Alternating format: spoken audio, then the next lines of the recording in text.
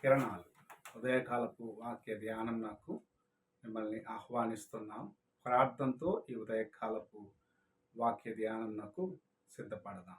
ప్రార్థన. మమ్మల్ని మిక్కిలిగా ప్రేమిస్తున్న పరలోకపు తండ్రి, ఈ ఉదయకాల సమయానికై వందనములు స్తోత్రములు చెల్లించుకుంటున్నాం. తండ్రి, మమ్మల్ని ప్రేమించి మరి యొక్క దినమును అనుగ్రహించిన నీ కృప కొరకు వందనాలు. ఈ ఉదయకాల సమయంలో నీ వాక్యము చేత నాతో మాతో మాట్లాడము, వినగలిగిన చెవిని గ్రహించుకునే హృదయాన్ని అనుగ్రహించి ఆశీర్వదించమని యేసు పరిశుద్ధ నామమున అడిగి వేడుకుంటున్నాను పరమ తండ్రి, ఆమేన్.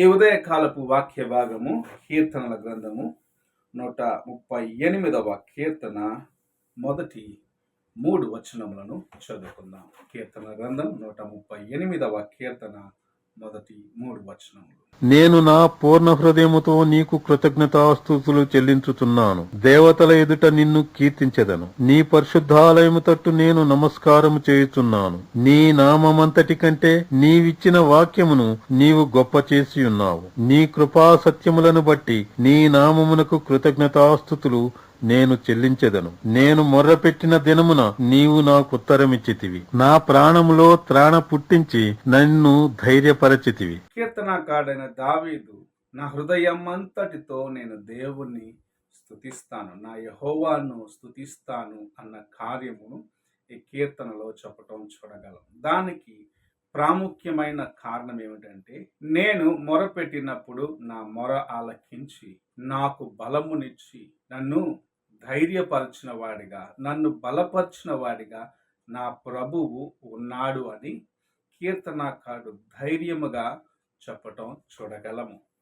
మన జీవితంలో ప్రభువుని స్తుతించవలసిన వారిగా ఉన్నాం. ఎన్నోసార్లు కృంగిన సమయమున, వేదనతో నింపబడిన సమయమున, కుటుంబంలో సమస్యలు వచ్చి సమస్యలలో ఎలాగూ బయటకు రావాలని తెలియకుండా ఉన్న పరిస్థితులలో ప్రభువు తన హస్తమును తోడుగా ఉంచి నిన్ను బలపరిచి నేను నీ ప్రక్కనే ఉన్నాను అని ఓదార్చిన దినములను, ఇంకా ఈ సమస్యను నీవు ఎలాగూ దాటుకొని ముందుకు వెళ్ళాలని నేర్పించి బలపరిచిన కార్యములను జ్ఞాపకము చేసుకున్నట్లయితే ప్రభు నీ పట్ల ఎంత గొప్పవాడిగా ఉన్నాడు, ఎంత ప్రేమామయుడిగా ఉన్నాడు అని నీవు గ్రహించుకొనగలవు. ఈ ఉదయకాల సమయమున ప్రభు మనకు తన బలమునిచ్చేవాడిగా, మన యొక్క మొరలను ఆలకించి నీ కన్నీటిని చూసిన ప్రభు,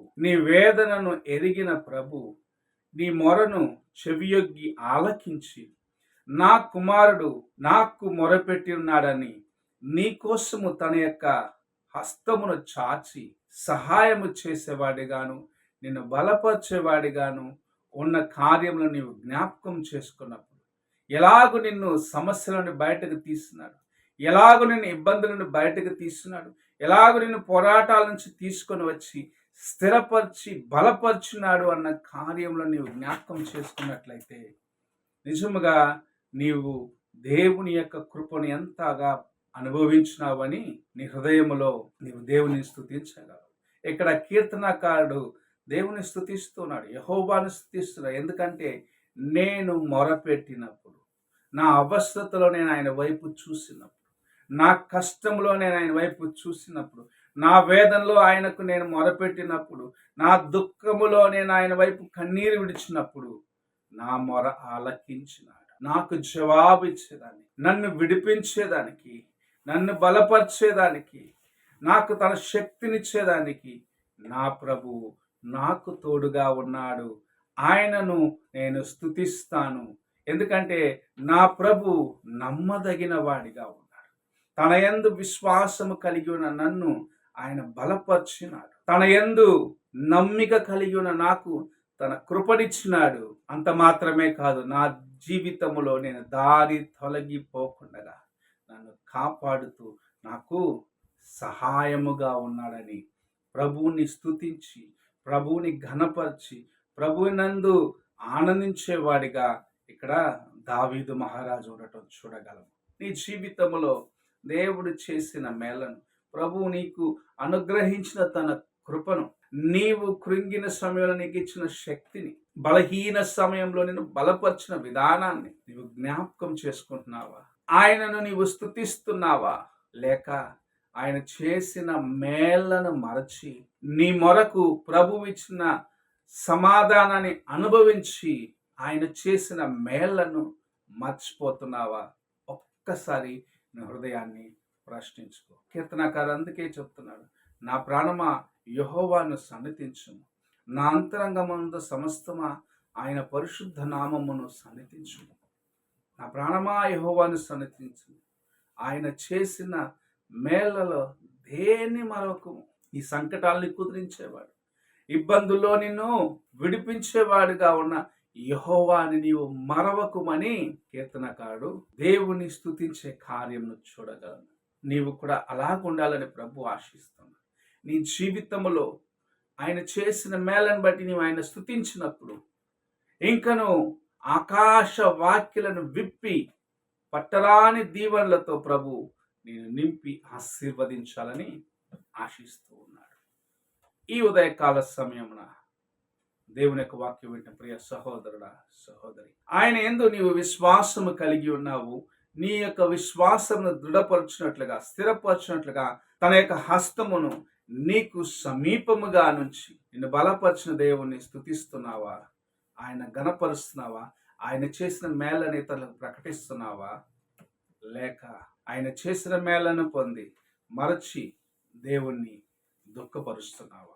ఈ ఉదయకాల సమయంలో కీర్తనకారుడు మనకు నేర్పిస్తున్న కార్యము, ఆయన నాకు చేసిన మేళ్ళు గొప్పవి, నన్ను బలపరిచినాడు, నన్ను స్థిరపరిచినాడు, నా జీవితమును మార్చినాడు అన్నాడు. నీ జీవితమును కూడా మార్చే, నిన్ను బలపరిచే ప్రభువుకు నీవు నీ జీవితమును అప్పగించుకుంటావా? ఒక్కసారి నీవు పరీక్షించుకో. ప్రార్థన చేసుకుందాం. మమ్మల్ని మిక్కిలిగా ప్రేమిస్తున్న పరలోకపు తండ్రి, ఈ ప్రాతకాలంన నీవు మాకు అనుగ్రహించిన నీ యొక్క వాక్యము బట్టి వందనాలను చెల్లించుకుంటాం. మేము నాయన నిన్ను స్తుతించేవారిగా, నిన్ను గణపరిచేవారిగా, నీవు చేసిన మేళ్లను జ్ఞాపకం చేసుకునేవారిగా ప్రతి దినము జీవించినట్లుగా నీ కృపను అనుగ్రహించు. మా బలహీనతలన్నిటి నాయన నీవు నాయన లెక్క చేయక మమ్మల్ని నాయన నీ యొక్క దృష్టిలో నుండి తొలగించక మా వైపు కన్ను దృష్టి కలిగి ఉండి మా సమస్యలు, నా దుఃఖములు, నా వేదనలు నన్ను బలపరిచేదానికి సమీపముగా ఉన్న నీవు నాయన దేవా సమస్తం చేయాలని వేచిన నీ వైపు చూసేదానికి నాకు కృపను అనుగ్రహించు. అంతం వరకు నీకు నమ్మకముగా జీవించే కృపను అనుగ్రహించి ఆశీర్వదించు. యేసు పరిశుద్ధ నామమున అడిగి వేడుకుంటున్నాను పరమ తండ్రి, ఆమేన్. తండ్రి అయిన దేవుని ప్రేమ, కుమారుడైన క్రీస్తు కృప, ఆదరణకర్తైన పరిశుద్ధాత్మక సహవాసం ఇప్పుడు ఎల్లప్పుడూ తోడై ఉండి సదాకాలము నడిపించును గాక. ఆమేన్.